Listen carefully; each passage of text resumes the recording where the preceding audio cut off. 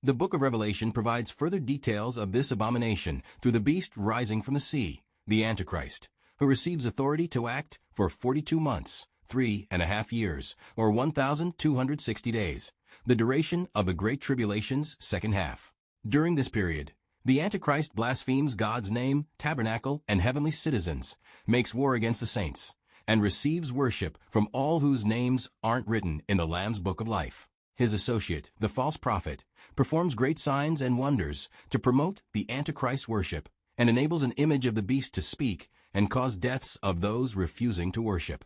2 Thessalonians chapter 2 verse 4 describes the Antichrist sitting in the temple and declaring himself God, implying a third temple will exist during the tribulation under the Antichrist's control. This third temple, where the abomination of desolation occurs, is part of the covenantal agreement the Antichrist makes with Israel, with the abomination taking place at the midpoint of the 7-year covenant, when he ends sacrifices and offerings.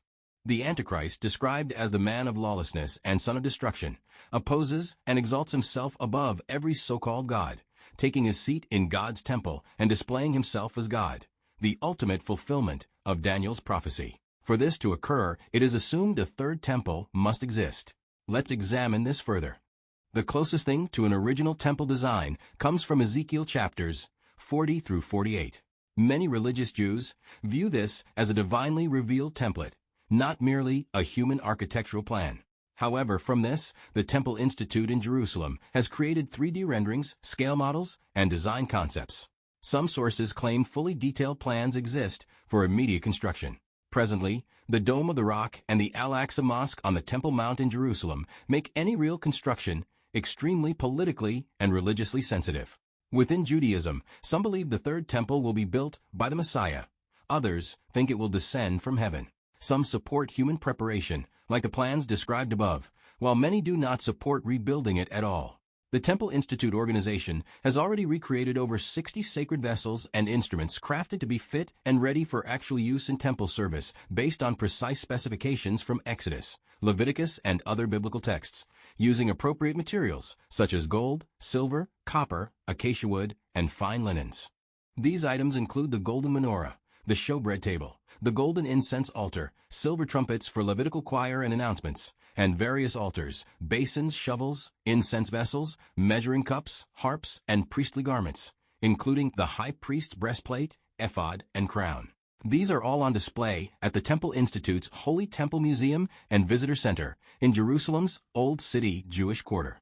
The Temple Institute reportedly has identified men who are Kohanim based on family tradition and who have been trained in temple rituals.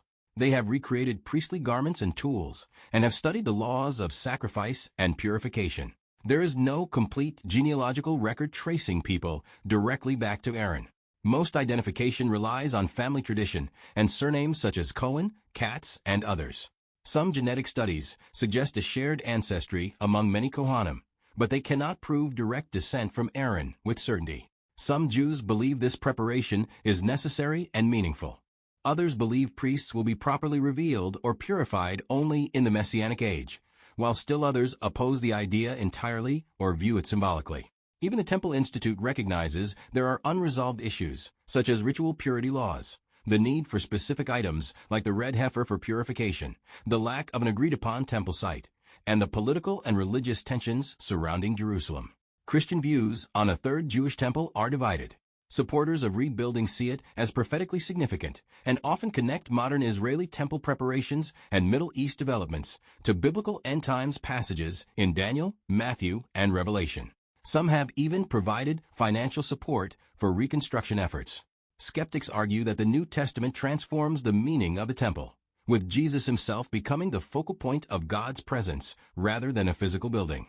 These Christians emphasize that Jesus predicted the destruction of Jerusalem and the temple, and contend that believers should focus on Christ rather than a restored temple or holy city. Even among evangelicals who expect a future temple, some question whether Christians should actively support its construction, fearing it could divert attention from Christ. The central debate is whether a rebuilt temple is a fulfillment of biblical prophecy or a misunderstanding of how Jesus redefines sacred space, worship, and covenant community.